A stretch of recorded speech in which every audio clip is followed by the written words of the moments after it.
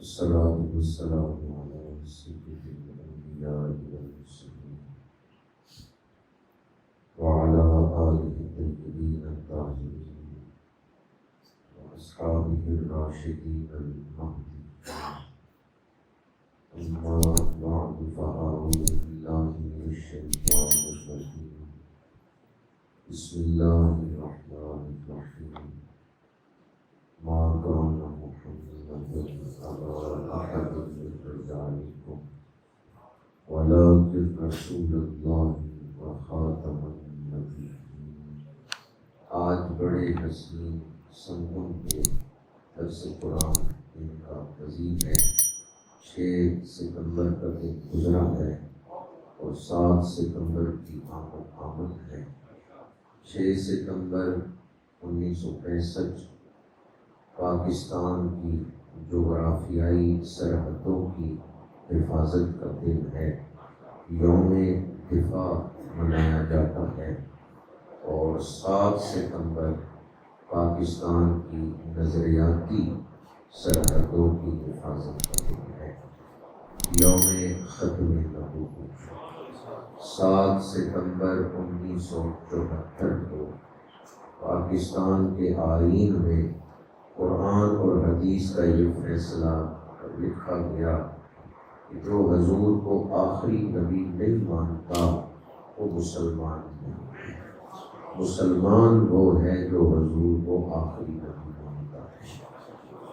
تو میں اسی موضوع کو پیش نظر رکھتے ہوئے آپ کے سامنے گفتگو کروں گا. آج جو دن گزرا 6 ستمبر یہ ہمیں تجدید عہد کا درس دیتا ہے کہ ہم آج ایک نیا عزم نئے سرے سے عزم کریں کہ اس اسلامی مملکت کی حفاظت کے لیے کسی قربانی سے پرہیز نہیں. لاکھوں جانیں قربان ہوئی ہیں تحریک پاکستان کے دور میں اور پھر آج تک اس ملک کی حفاظت کے لیے. تو ہم شہیدوں کے خون سے بے وفائی نہیں کرتے. انہوں نے اس لیے جانیں دی کہ اسلام کے نام پہ بننے والا ملک قائم رہے.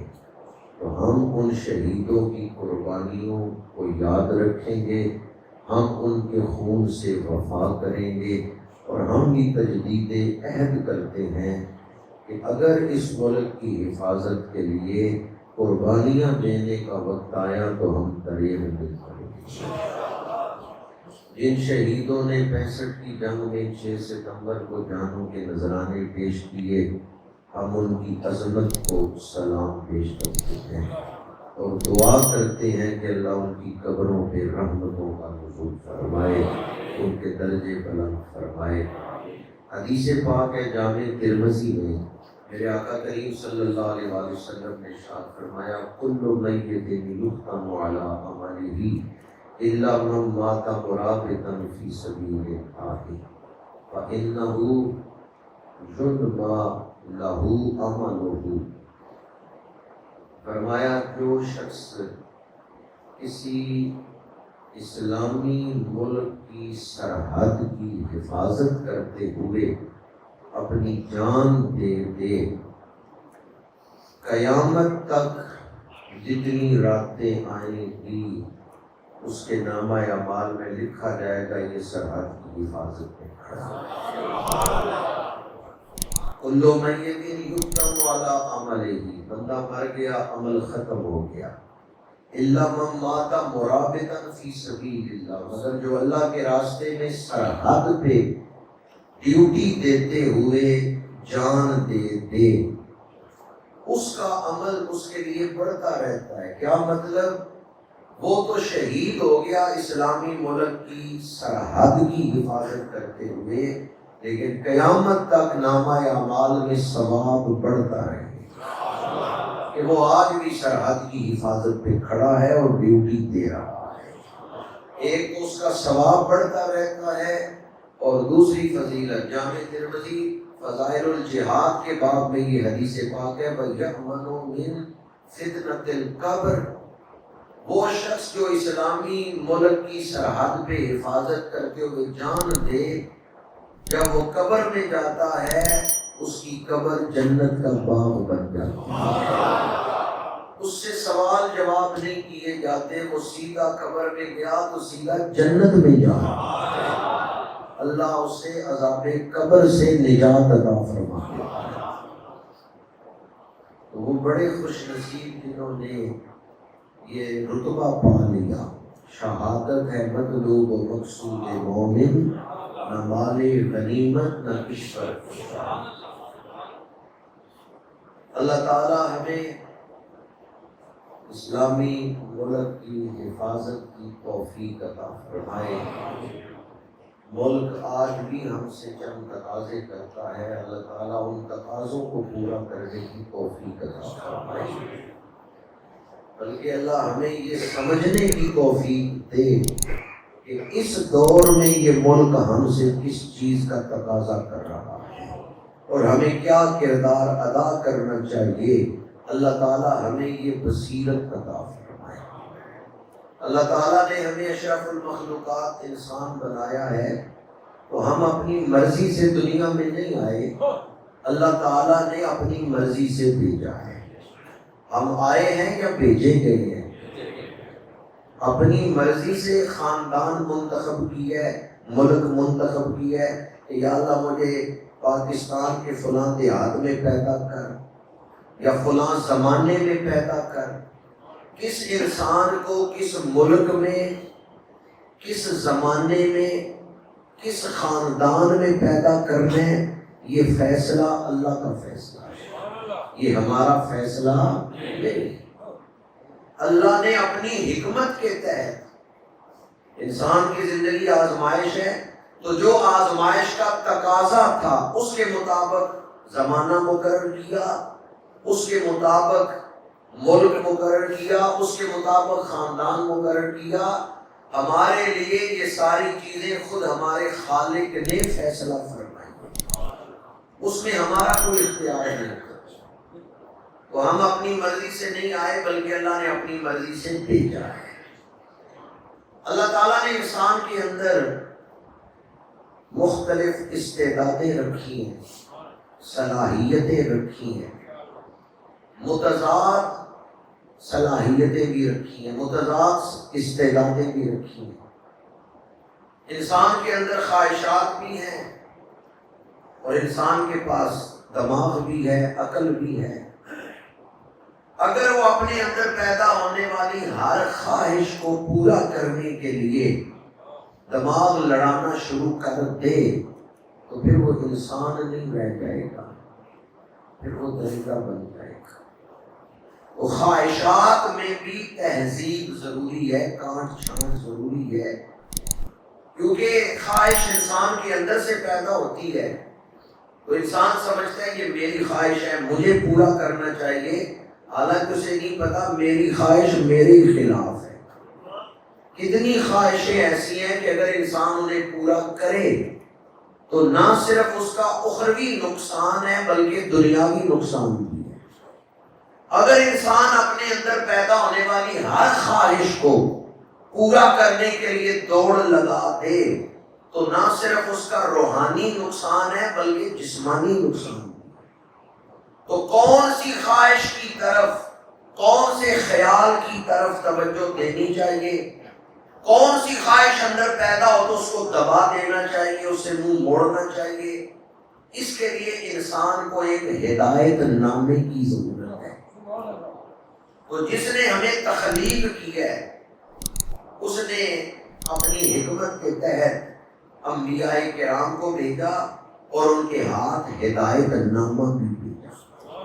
حضرت موسیٰ علیہ السلام بھیجے گئے تو اللہ نے تورات نازل فرمائی، حضرت داؤد علیہ السلام زبور نازل فرمائی، حضرت عیسیٰ علیہ السلام کو ہادی بنا کے بھیجا تو ان پر انجیل نازل فرمائی۔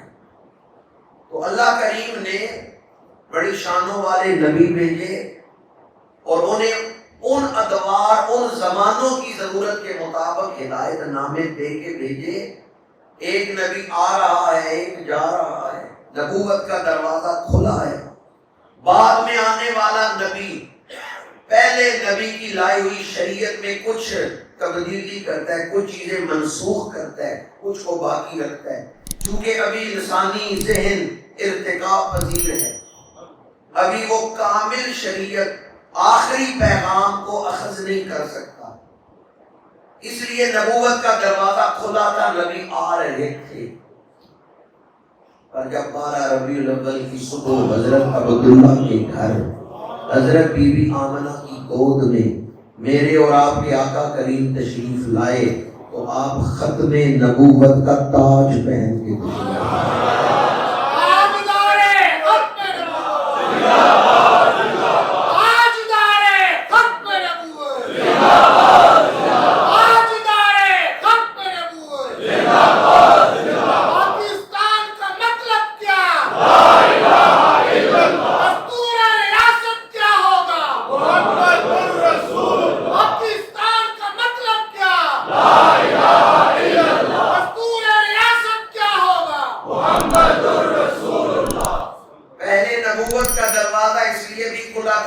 شریعت کے بعد آکام منسوخ کرنے تھے، لیکن جب حضور تشریف لائے تو اللہ نے آپ پر دین مکمل کر دیا۔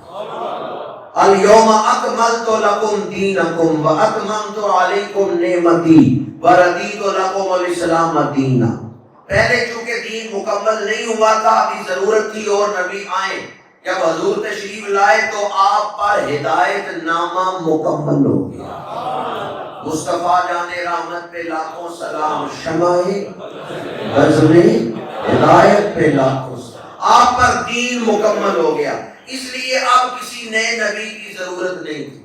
پہلے نبوت کا دروازہ کھلا تھا کہ نبیوں پہ جو کتابیں نازل ہوتی وہ محفوظ نہیں رہتی تھی، زمانہ گزرا، لوگوں نے اپنی مرضی سے کتاب کے اندر چیزیں شامل کر دی، دین محفوظ نہیں رہتا تھا، تحریف ہو جاتی تھی۔ پر جب حضور پر قرآن نازل ہوا، اللہ نے فرمایا اِنَّا نَحْنُ نَزَّلْنَا الذِّكْرَ وَإِنَّا لَهُ لَحَافِظُونَ، ہمارے پاس قرآن اصل شکل میں موجود ہے، دین مکمل بھی ہو گیا اور حفاظت بھی اللہ نے اپنے ذمے لے لی، اب کسی نئے نبی کی ضرورت باقی نہیں۔ کیا خبر کتنے تارے کھلے چھپ گئے پر نہ ڈوبے نہ ڈوبا 23 سال کے مختصر عرصے میں حضور نے مخلوق کا ٹوٹا ہوا تعلق خالق سے جوڑ دیا۔ حضرت ابراہیم علیہ السلام نے دعا مانگی تھی، حضور دعا ابراہیمی بن کے آئے، حضور مبلغ اعظم، حضور معلم اعظم، حضور مرشد اعظم۔ علماء جانتے ہیں کہ میں قرآن کا ترجمہ کر رہا ہوں، ربنا وابسیم رسول منہم یتلو علیہم آیاتک ویعلمہم الکتاب والحکمت ویزکیہم، یتلو علیہم آیاتک حضور مبلغ اعظم، ویعلمہم الکتاب والحکمت حضور معلم اعظم، ویزکیہم حضور مرشد اعظم۔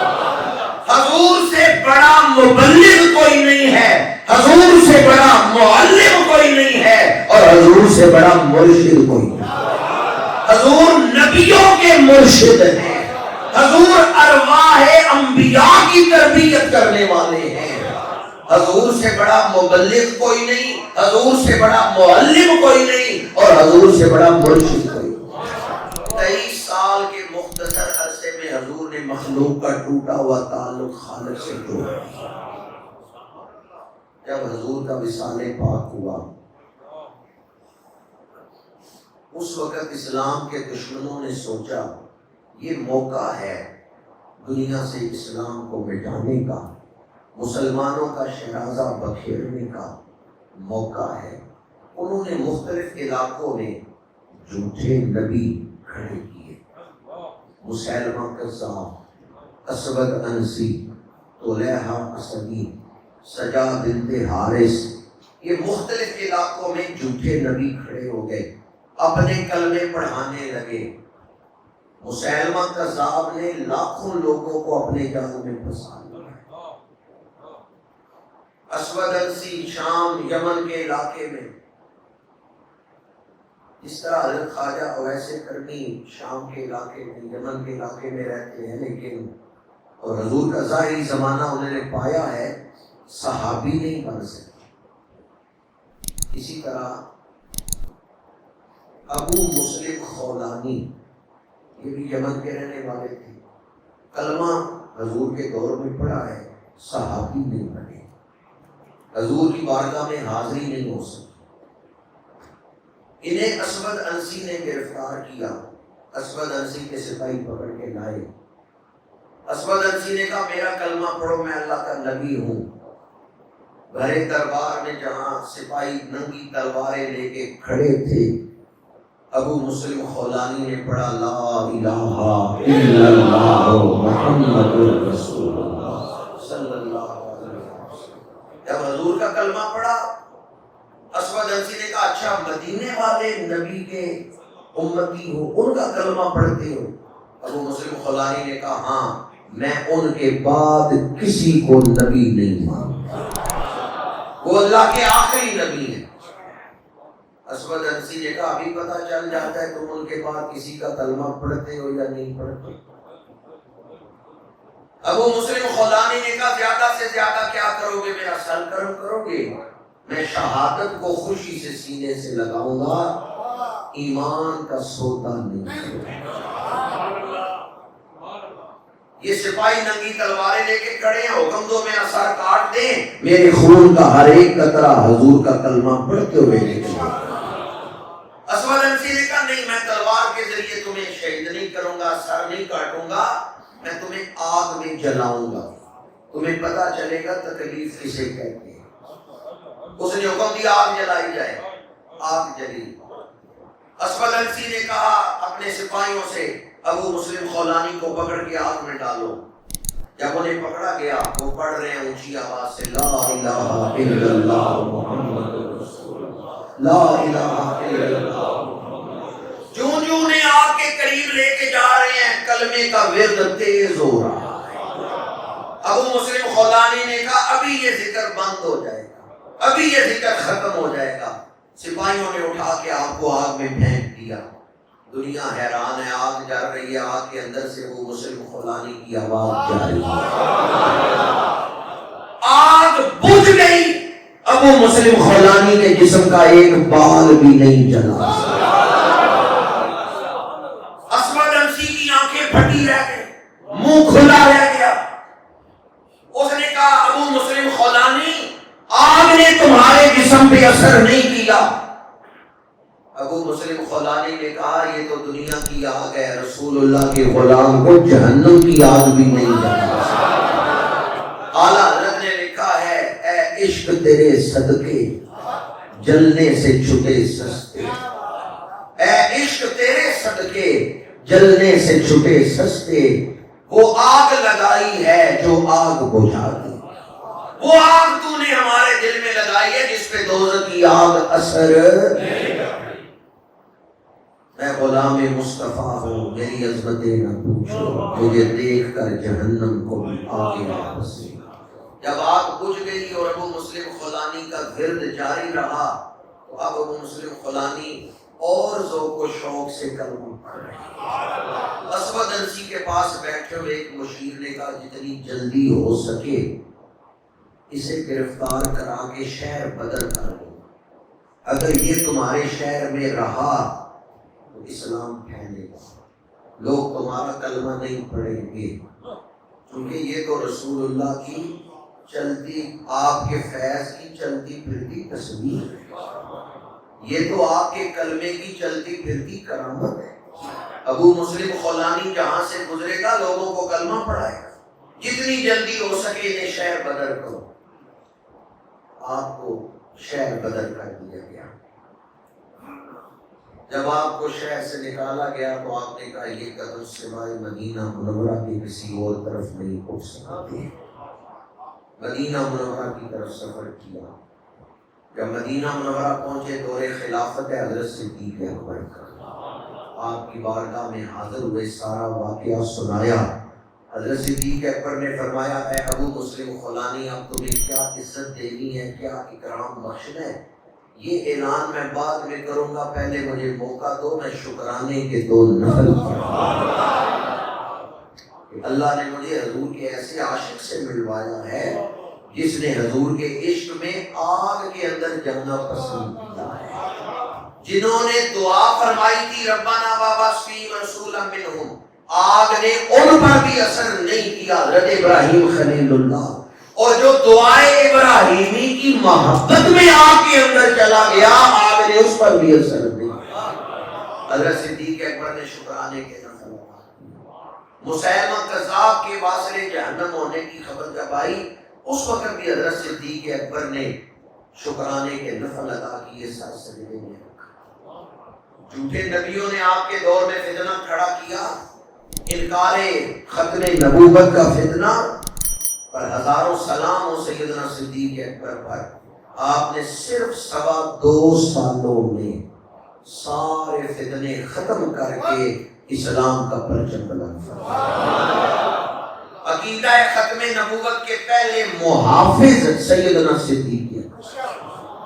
جب آپ نے خلافت کا منصب سنبھالا ہے تو بہت ساری ذمہ داریاں تھی اور بہت سارے فتنوں نے سر اٹھایا، تو آپ نے فرمایا سارے کام بعد میں، عقیدہ ختم نبوت کی حفاظت پہلے۔ جب آپ نے یہ ترتیب بنائی کہ سارے کام بعد میں، عقیدہ ختم نبوت کی حفاظت پہلے، تو اس ترتیب کی برکت سے اللہ کریم نے 2.25 سالوں میں آپ کو یہ شان بخشی کہ آپ نے سارے فتنے مٹا دیے۔ جب فتنے مختلف ہوں، سب سے پہلے کس عقیدے کی حفاظت کرنی ہے؟ کیا خبر کتنے تارے کھلے چھپ گئے، پر نہ ڈوبے نہ ڈوبا۔ تاریخ اٹھا کے دیکھیں، مختلف ادوار میں جھوٹے نبی آتے رہے۔ میرے آقا کریم نے پہلے ہی اپنی امت کو بتا دیا تھا 30 جھوٹے پیدا ہوں گے، ان میں سے ہر ایک نبوت کا دعویٰ کرے گا، پر یاد رکھنا میں اللہ کا آخری نبی ہوں، میرے بعد کوئی نیا نبی پیدا نہیں ہوگا۔ خلافت عثمانیہ کا دور ہے، پوری امت ایک خلیفہ کے پیچھے چل رہی ہے۔ اسلام کے دشمنوں نے سوچا مسلمانوں کی مرکزیت کو کیسے ختم کیا جا سکتا ہے۔ حضرت شیخ الاسلام خواجہ قمر الدین سیالوی رحمۃ اللہ تعالی علیہ، آپ کا ارشاد ہے کہ جتنے فتنے اسلام کے مقابلے میں آئے ہیں، اسلام اس لیے قائم ہے کہ یہ سچا دین، اگر کوئی جھوٹا مذہب ہوتا کب سے مٹ گیا ہوتا۔ اتنے بڑے بڑے فتنے آئے، خواجہ صاحب فرماتے ہیں جتنے فتنے اسلام سے ٹکرائے وہ پاش پاش ہو گئے، اسلام آج بھی اصل پیغام کے ساتھ سے اسلام کی سچائی کی جائے۔ ابلیسی طاقتیں سر جوڑ کے بیٹھی، کس طرح مسلمانوں کو کمزور کیا جا سکتا ہے۔ علامہ اقبال نے نشاندہی کرتے ہوئے لکھا ہے کہ انہوں نے فیصلہ کیا مسلمانوں کے دلوں سے حضور کا پیار نکال دو، وہ فاقہ کش جو موت سے ڈرتا نہیں ذرا، روح محمد اس کے بدن سے نکال دو۔ بنیادی مقصد تھا دلوں سے حضور کا پیار نکالنا، اور ذہنی 3 بڑے مقصد تھے۔ ایک مقصد تھا جب نبوت کے معاملے میں یہ تقسیم ہو جائیں گے تو خلافت ختم ہو جائے گی، یہ جو اسلامی خلافت ہے اس کو ختم۔ مرزا نے جب نبوت کا دعویٰ کیا تھا اس وقت الگ الگ ملک نہیں تھے بلکہ اسلامی خلافت کا دور، خلافت عثمانیہ۔ دوسرا مقصد جو بڑا مقصد تھا کہ مسلمانوں کے ذہنوں سے جہاد مٹا دیا جائے۔ جب تک ان کے اندر جہاد کا جذبہ موجود ہے انہیں مسخر نہیں کیا جا سکتا۔ تیسرا بڑا مقصد یہ تھا شریعت کے احکام میں رد و بدل، شراب حرام ہے، سود حرام ہے، یہ جو مسلمان کہتے ہیں فلاں چیز حلال ہے فلاں حرام ہے، اس سے انہیں نکال لو۔ حلال حرام کا جو فرق ہے، کئی حرام چیزیں نیا نبی حلال بنا کے شامل کر دے گا، کئی حراموں کو حلال، حلالوں کو حرام کو بنا دے گا۔ 3 بڑے مقصد تھے کہ خلافت عثمانیہ کے دور میں اسلام دشمنوں نے جھوٹے نبی کھڑے کیے، ایک نبی نہیں جھوٹے نبی کھڑے کیے۔ ادھر ہندوستان میں غلام احمد قادیانی کو، ادھر ایران میں بہاءاللہ کو اور محمد علی باب، یہ سارے انہوں نے نبوتوں کے دعوے کیے۔ بہاءاللہ کو ماننے والے پاکستان میں موجود ہیں، چند ایک کے ایڈریس بھی میرے پاس موجود ہیں، دفاتر ان کے کہاں ہیں، گجرات میں بھی موجود ہیں، گجرات شہر میں دہائی موجود ہے، مرکز ان کا جو ہے وہ ایران میں ہے۔ بہاءاللہ، محمد علی باب اور غلام احمد قادیانی، ان سب نے نبوتوں کے دعوے کیے اور اسلام کو مٹانے کے خلاف یہ اسلام دشمنوں کی منظم کوشش، اور مقصد تین بڑے مقصد تھے: خلافت کو ختم کرنا، جہاد کے جذبے کو ختم کرنا، اور شریعت کے جو حلال حرام کے تصورات ہیں ان کو ختم کرنا۔ تاریخ تو میں آپ کو بعد میں سناتا ہوں، پہلے یہ مجھے بتائیں کہ جنہوں نے یہ جھوٹی نبوتیں کھڑی کی وہ کہاں تک اپنے مقصد میں پورے ہو چکے ہیں؟ خلافت موجود ہے؟ خلافت ختم، سوائے افغانستان کے دنیا میں کہیں جہاد نظر آتے ہیں؟ وہاں بھی وہ کامیاب ہوئی، بلکہ اب تو جہاد پر تقریر کرنا مشکل ہے، یونیورسٹیوں میں لیکچر دینا مشکل ہے جہاد کے موضوع کا۔ فکری نظریاتی سطح پر ہمارے مفکرین ایک قدم پیچھے ہٹ گئے، وہ اپنے آپ کو صلح کلی کے طور پہ متعارف کروانا کامیابی سمجھتے ہیں۔ یہ جھوٹے نبیوں سے پہلے فضا نہیں تھی، غلام احمد قادیانی یا بہاءاللہ ان کے آنے سے پہلے یہ فضا نہیں تھی۔ خلافت بھی موجود تھی، جذبہ جہاد بھی تھا، اور تیسری چیز حلال اور حرام کے حوالے سے گناہگار سے گناہگار مسلمان بھی کوئی اہم فیصلہ کرتے ہوئے، قدم اٹھاتے ہوئے علماء سے پوچھتا تھا کہ یہ جائز ہے یا نہیں۔ آج کل وہ فکر بھی نہیں رہ گئی، بلکہ یہاں تک انہوں نے کامیابی حاصل کر لی ہے، یہ بات میں اپنے ذمہ داری پہ کہہ رہا ہوں کہ اب تو انہوں نے ایسے پارلیمنٹیرین بنا دیے ہیں جو قانون کی روشنی میں شریعت کے خلاف قانون پاس کرتے ہیں۔ جو کام وہ جھوٹے نبی نہیں کر سکے وہ ان سے کروایا جا رہا ہے۔ تو تین بڑے جو مقاصد تھے، اگر آپ کسی بندے سے پوچھیں تیرا نام کیا ہے، اس کو نام ہی یاد نہیں، پوچھے تیرے برادری کون سی ہے، وہ کہ مجھے نہیں پتا، کس گاؤں کے رہنے والے ہو، اس کو یہ بھی یاد نہیں، تو بندہ نارمل ہے، یاداشت ختم ہوگی۔ جس کی یاداشت ختم ہوگی وہ نارمل، نام ہی نہیں پتا، والد کا نام ہی نہیں پتا، دادے کا، چلے دادے کا نام ہی پتا ہو، کم از کم اپنا نام تو پتا ہو۔